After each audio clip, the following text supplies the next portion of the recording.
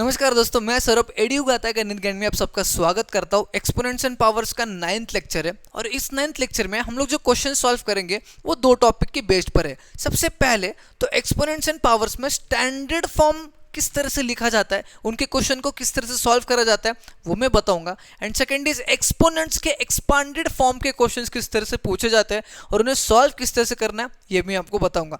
ये दोनों चीजों को समझना है, दोनों टॉपिक के क्वेश्चंस को समझना है, किस तरह से सॉल्व करते हैं ये समझना है, तो लेक्चर को लास्ट तक जरूर देखिएगा। तो चलिए शुरू करते हैं। शुरुआत करते हैं आज के सबसे पहले क्वेश्चन के साथ। क्वेश्चन कहता है right the following numbers in the standard form. जो भी नंबर्स आपको दिए गए हैं उन नंबर्स को स्टैंडर्ड फॉर्म में लिखना है। अब स्टैंडर्ड फॉर्म में किसी भी नंबर को लिखना है कि स्टैंडर्ड फॉर्म होता क्या है मैं आपको बताता हूं। जैसे कि standard form is k into 10 to the power a for example, ठीक है। Standard form of any number is in the form of k into 10 to the power a, where k is a number, is a natural number or is a number which lies between 0 and 9. It's not a natural number, it's a whole number but which lies between 0 and 9. और a is आपका integer, मतलब जहाँ पे positive भी आ सकते हैं और negative numbers भी आ सकते हैं। इतना समझ में आ गया, ठीक है। अब आपको समझना है कि k into 10 to the power a के फॉर्म में मुझे लिखना है सारे नंबर्स को, जहाँ पे k जो है वो एक नंबर है जो 0 और 9 के बीच में ही लाई करने वाला है। ओके, अब यहाँ पे अगर हम लोग बात करें सबसे पहले सब क्वेश्चन के साथ, तो पहले सब क्वेश्चन में 1 2 3 4 5 6 7 8 यानी कि 0.1 2 3 4 5 6 7 8 sorry 8 6 5 7 into 10 to the power 15 ये क्वेश्चन आपको दिया गया है। इसका स्टैंडर्ड फॉर्म लिखना है। अब स्टैंडर्ड फॉर्म लिखना है तो मैं डायरेक्टली बताता हूँ, शॉर्टकट बताता हूँ। स्टैंडर्ड फॉर्म अगर लिखना है यानी कि ये जो 6 है मेरा सबसे पहला नंबर, इस 6 को मुझे इस 0 के प्लेस में लाना है, उस 6 को इस 0 के प्लेस में लाना है। यानी कि मैं 6 को पीछे के तरफ खींच रहा हूँ। कहाँ पे खींच रहा हूँ? पीछे की तरफ खींच रहा हूँ। और कितने प्लेसेस से खींच रहा हूँ ये भी ध्यान दीजिएगा। जैसे कि 6 को 1 2 3 4 5 6 7 8 9 बार खींचूंगा तो 6 यहाँ पे आएगा। तो पहले खींचने के बाद आंसर आएगा 6.57 इंटू कितने बार खींचा मैंने पीछे के साइड 9 टाइम्स, तो मैं यहाँ पे लिखूंगा 10 to the power -9 और यहाँ पे सरप्लस पे हमारे पास 10 थे, that is 10 to the power 15। ठीक है, समझ में आ रहा है। पीछे के साइड खींचा इसलिए -9 और हमारे पास जो अवेलेबल थे 10 to the power 15 as it is लिखा। अब यहाँ पे देखो a to the power m into a to the power n is a to the power m plus n यानी कि -9 प्लस 15 15 माइनस 9 इज 6। तो आपका फाइनल आंसर यहाँ पे आने वाला है 6.57 इंटू 10 to the power 6। समझ में आ गया। स्टैंडर्ड फॉर्म यानी कोई भी एक नंबर उसके बाद डेसिमल, कुछ हो तो हो, ना हो तो 0 इंटू 10 to the power जो भी आपका आंसर आने वाला है। समझ में आ गया। एक डिजिट पॉइंट आगे जो भी आएगा आपका नंबर एज इट इज रह सकता है, यही आपका स्टैंडर्ड फॉर्म है। बात करें सेकंड सब क्वेश्चन की, तो सेकंड सब क्वेश्चन में आपको क्या दिया है 9 8 9 8 9 8 8 9 888 9, ठीक है। इस चीज को स्टैंडर्ड फॉर्म में लिखना है। इस चीज को क्या करना है? स्टैंडर्ड फॉर्म में लिखना है।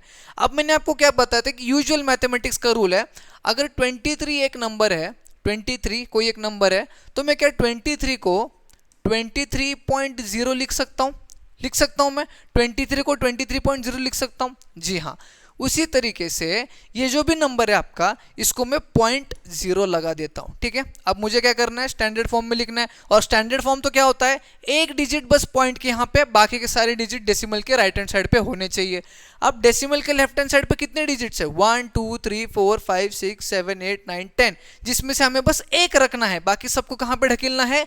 राइट हैंड साइड पे। अब हम बाकी के नंबर्स कहाँ पे ढकेल रहे हैं? राइट हैंड साइड पे। और कितने नंबर्स को हम राइट हैंड साइड पे ढकेल रहे हैं? 1 2 3 4 5 6 7 8 9, यानी कि आंसर आएगा आपका 9.89989889 into 10 to the power +9। Why +9? क्योंकि हमारे पास पहले से नंबर थे, हमने डेसिमल के उस तरफ उन्हें ढकला है इसलिए +9। यहाँ पे हम डेसिमल के इस तरफ नंबर्स को खींच रहे थे इसलिए -9। समझ में आ गया।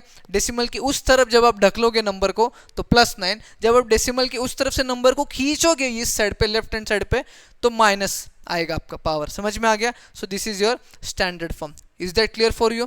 थर्ड अगर हम लोग बात करें थर्ड की, तो थर्ड दिया है आपका थर्ड सब क्वेश्चन दिया है 0.00021876543, ठीक है। अगेन इसका स्टैंडर्ड फॉर्म करना है, यानी कि बस ये 2 इस डेसिमल के पहले आना चाहिए, ठीक है। यानी कि इस 2 को यहाँ पे मुझे खींचना है, ठीक है। कितने डिजिट से खींचना है, एक, कितने प्लेसेस से खींचना है, सॉरी, 1 2 3 4, कितने, 4, ध्यान में रखिएगा।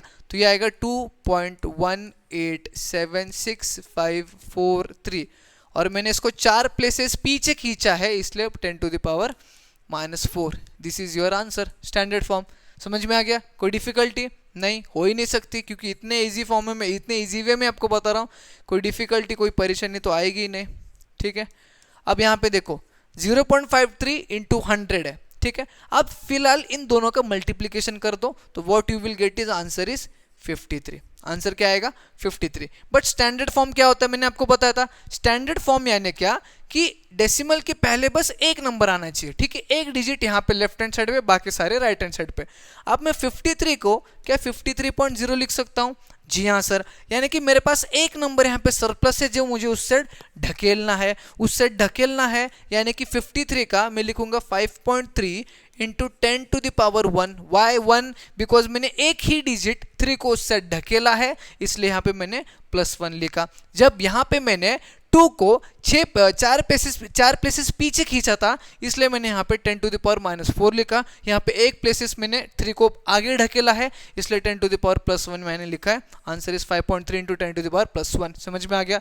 तो कुछ इस तरह से आपको स्टैंडर्ड फॉर्म के क्वेश्चंस पूछे जाते हैं और कुछ इस प्रकार से आपको उनको सॉल्व करना है। Is that clear for you? अब अगले क्वेश्चन जो है वो एक्सपांडेड फॉर्म पे है, यानी कि एक्सपांडेड फॉर्म के क्वेश्चंस को किस तरह से सॉल्व करना है यहाँ पे मैंने बताया है, या फिर मैं आपको बताने वाला हूँ। सबसे पहले अगर हम लोग बात करें फर्स्ट सब क्वेश्चन की, तो फर्स्ट सब क्वेश्चन इज 4 6 8 9 2 0 0 5 6 4, ठीक है। एक्सपांडेड फॉर्म तो आप बहुत सारे चैप्टर्स से सीखते आ रहे हो, ठीक है। मैंने 2-3 चैप्टर पहले भी आपको एक्सपांडेड फॉर्म बताया था, बस यहाँ पे जो है वो एक्सपोनेंट्स यानी कि पावर्स के फॉर्म में आपको लिखना है। अगर मैं बात करूँ किस तरह से लिखा जाएगा, तो बहुत ईजी है। जैसे कि 4 into 1 2 3 4 5 6 7 8 9 10⁻9 plus 6 into 1 2 3 4 5 6 7 8 10⁻8। Similarly 8 into 10⁻7 plus 9 into 10⁻6 plus 2 into 10�5। 0 को तो लिख के कुछ फायदा नहीं, क्योंकि 0 ही है। 5 अगला नंबर है, 5 इंटू 10⁻4 नहीं आएगा, यहाँ पे देखो 1 2 10⁻2 plus 6 10⁻1 plus 4 is 10⁻0. 10⁻0 is 1 and 4 into 1 is 4. So this is how you write in the expanded form, how you express the number into expanded form. समझ में आ गया? बस हमें देखना है कि 4 के बाद कितने डिजिट्स है, उतने पावर के ऊपर हमें नंबर लिख देना है।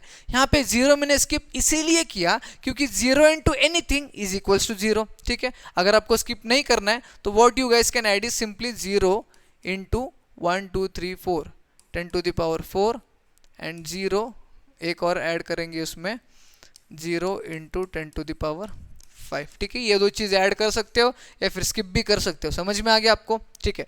नेक्स्ट हम लोग बात करते हैं सेकंड, मतलब नेक्स्ट सब क्वेश्चन की। तो नेक्स्ट सब क्वेश्चन कहता है 4913000, ठीक है।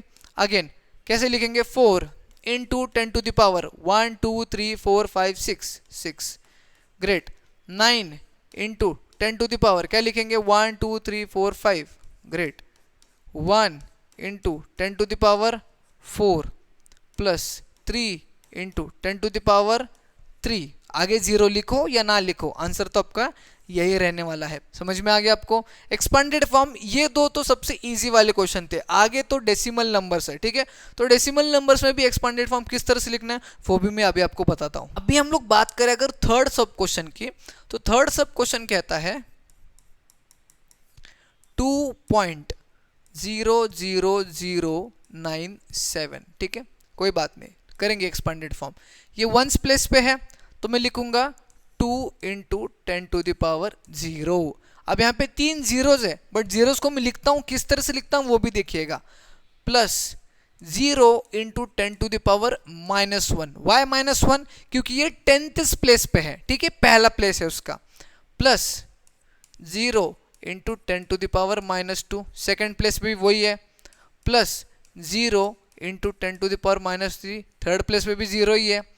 Plus 9 into 10 to the power -4 and last में 7 इंटू 10 टू द पावर -5। अब ये 9 डेसिमल के उस साइड पे 4th प्लेस पे है, इसलिए 9 इंटू 10 टू द पावर -4, और 7 डेसिमल के उस साइड पे 5th प्लेस पे है, इसलिए 7 into 10 to the power -5। Is that clear for you? जब डेसिमल नंबर पूछा जाता है कुछ इस प्रकार से एक्सपांडेड फॉर्म हमको लिखना है। 4th सब क्वेश्चन की अगर हम लोग बात करें, 4th सब क्वेश्चन की 42.30500, दिस इज द क्वेश्चन, ठीक है। 4 इज 10th प्लेस पे, तो 4 into 10 to the power 1, plus 2 is in 1th place, तो 2 into 10 to the power 0, plus 3 is in 10th place, तो 3 into 10 to the power -1, plus 0 is in 100th place, तो 10 to the power -2, plus 5 into 10 to the power -3, और last में जो 0 है उनको भी लिख दो, 10 टू द पावर -4 में एक है, और 0 इंटू 10 टू द पावर -5 में एक है। Is the clear for you? कुछ इस प्रकार से आपको एक्सपेंडेड फॉर्म लिखना है, बहुत ईजी है, आसानी से लिख सकते हो, किसी भी प्रकार का कंफ्यूजन नहीं रहना चाहिए, किसी भी प्रकार का कंफ्यूजन आपको आना ही नहीं चाहिए। क्योंकि वाई? बिकॉज आपने एक्सपेंडेड फॉर्म पहले भी कई चैप्टर्स में सीखा है, बस एक्सपोनेंट्स एंड पावर्स में आपको पावर्स के टर्म्स में लिखना है, इतना ध्यान में रखिए। डेसिमल के उस साइड के नंबर सारे माइनस पावर्स, डेसिमल के इस साइड के नंबर, लेफ्ट साइड के नंबर सारे प्लस पावर में आएंगे। लास्ट इज 59237, 59237.81293, काफी बड़ा नंबर है बट कोई प्रॉब्लम नहीं, हम लोग इसको भी कर लेंगे। यहाँ पे 51235, 5 into 10 to the power 4, plus 9 into 10 to the power 3, plus 2 into 10 to the power 2, plus 3 into 10 to the power 1, and plus 7 into 10 to the power 0, plus 8 into 10 to the power -1, क्योंकि वो डेसिमल के right hand side पे आ रहा है, 10th place हो गया वो -1, plus 1 into 10 to the power -2, plus 2 into 10 to the power -3, आगे plus 9 into 10 to the power -4, and last में 3 इंटू 10 टू द पावर -5। कुछ इस प्रकार से आपको एक्सपेंडेड फॉर्म लिखना है, कंफ्यूज बिल्कुल भी नहीं होना है। 5 नंबर आपके डेसिमल के लेफ्ट हैंड साइड पे थे तो उनके पावर सारे प्लस आए, उसके बाद 5 नंबर डेसिमल के राइट हैंड साइड पे थे तो उनके पावर आपके जो है वो नेगेटिव आने वाले हैं। कुछ इस प्रकार से आपको सॉल्व करना है, कंफ्यूजन किसी भी प्रकार का नहीं रहना चाहिए।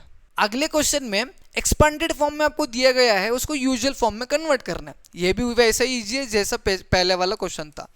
अगर हम लोग पहले सब क्वेश्चन की बात करें तो usually what you have to do is, जैसे देखो 9 इंटू 10 टू द पावर 5 है, ठीक है, तो मैं क्या करता हूँ 9 1 2 3 4 5, ठीक है, प्लस ये ऐसा क्यों कर रहा हूँ, वाई? बिकॉज कंफ्यूजन नहीं होना चाहिए, ठीक है, सारे बच्चों को डायरेक्टली ये नहीं आने वाला है, थोड़ा सा सिंप्लीफाई करके लिखेंगे ताकि कंफ्यूजन नहीं आएगा और गलतियां नहीं होंगी।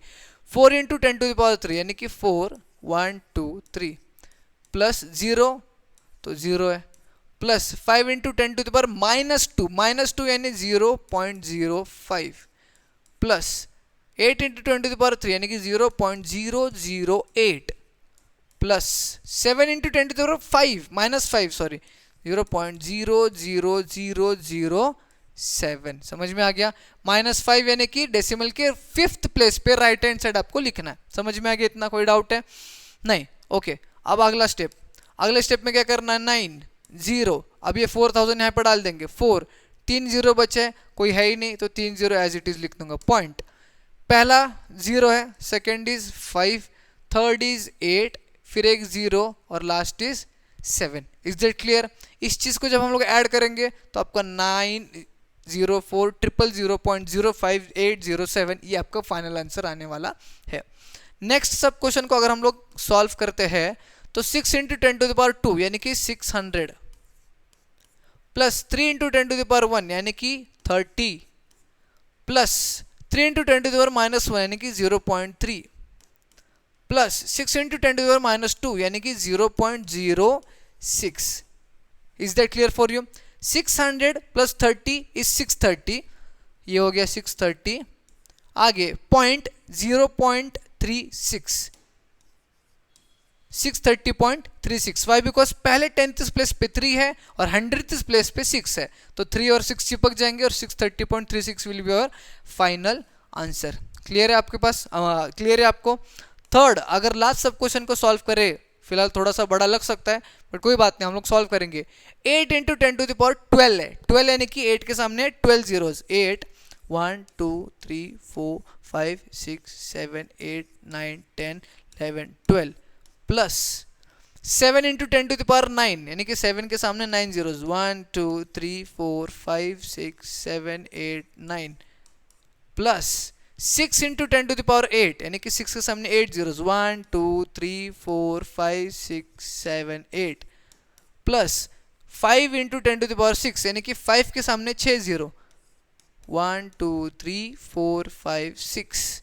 आगे plus 4 into 10 to the power 4 यानी कि 4 के सामने 1 2 3 4 plus 3 into 10 to the power 3 यानी कि 3 1 2 3 plus 2 into 10 to the power 1 यानी कि 2 इंटू 10 इज 20 प्लस 1।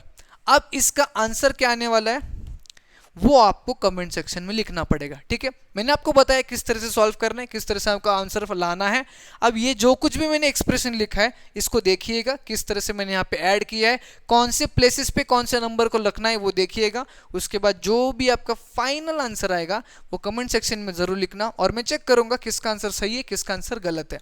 फिलहाल आज के पार्ट में हम लोग यही रुकेंगे एंड आई होप आज जो भी मैंने पढ़ा है स्टैंडर्ड फॉर्म और एक्सपेंडेड फॉर्म आपको क्लियर हो चुका होगा, आपके दिमाग से उसका जो भी कंफ्यूजन था वो निकल चुका होगा। अगर आपको पार्ट समझ में आया है तो एक लाइक जरूर कीजिए, ज्यादा से ज्यादा बच्चों में शेयर कीजिए, नहीं तो चैनल को सब्सक्राइब करके जाइए। हम मिलेंगे न्यू वीडियो में।